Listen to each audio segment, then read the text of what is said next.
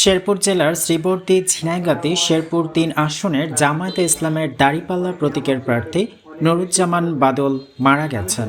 ৪ ফেব্রুয়ারি বুধবার রাত ২:৩০টার দিকে শারীরিক অবস্থা গুরুতর হলে ময়মনসিংহ নেয়ার পথে তিনি মৃত্যুবরণ করেন। ইন্না লিল্লাহি ওয়া ইন্না ইলাইহি রাজিউন। মৃত্যুকালে তার বয়স হয়েছিল ৫১ বছর। শেরপুর জেলা জামায়াতের আমির মাওলানা হাফিজুর রহমান তার মৃত্যুর সংবাদ প্রথমে নিশ্চিত করেন। নুরুজ্জামান বাদল শেরপুর জেলা জামায়াতের সেক্রেটারি ছিলেন। পরিবার ও দলীয় সূত্রে জানা গেছে, শেরপুর ৩ আসনের এমপি প্রার্থী নুরুজ্জামান বাদল দীর্ঘদিন ধরে কিডনির সমস্যায় ভুগছিলেন। তিনি নিয়মিত ডায়ালিসিস করাতেন। মঙ্গলবার রাত ১০টার দিকে হঠাৎ শ্বাসকষ্ট দেখা দিলে বাদলকে প্রথমে শ্রীবর্দী উপজেলার স্বাস্থ্য কমপ্লেক্সে নেওয়া হয়। পরে তার শারীরিক অবস্থার অবনতি ঘটলে সেখান থেকে ময়মনসিংহ স্বদেশ হাসপাতালে নেওয়ার পথে তার শারীরিক অবস্থা আরও গুরুতর হয়।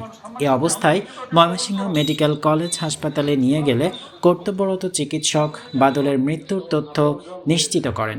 নুরুজ্জামান বাদলের মৃত্যুতে শোক সন্তপ্ত পরিবার, পরিজন ও সহকর্মীরা শোকাহত হয়ে পড়েন।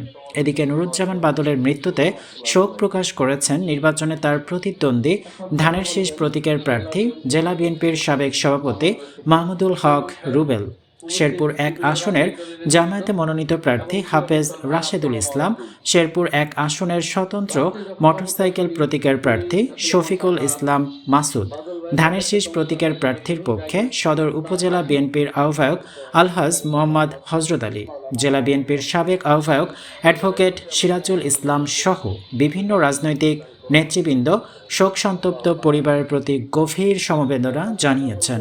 বুধবার বিকেল ৩টায় শেরপুর জেলা শহরের পৌর ঈদগাহ মাঠে নুরুজ্জামান বাদলের প্রথম জানাজায় স্মৃতিচারণ করে বক্তব্য রাখেন জামায়াতে ইসলামীর কেন্দ্রীয় সহকারী secretary general ATM Masud, BNP নেতা মেজর অবসরপ্রাপ্ত মাহমুদুল হাসান, জামায়াতে ইসলামী নেত্রকোনা জেলা আমির হারিস উদ্দিন, ইসলামী আন্দোলনের সেক্রেটারি ফখর উদ্দিন, জামায়াতে ইসলামীর ময়মনসিংহ জেলা আমির আব্দুল করিম প্রমুখ। অপরদিকে বিকেল ৫টায় শ্রীবর্দী সরকারি কলেজ মাঠে তার দ্বিতীয় জানাজা শেষে পোড়াগড় গ্রামের বাড়িতে পারিবারিক কবরস্থানে নুরুজ্জামান বাদলকে দাফন করা হয়।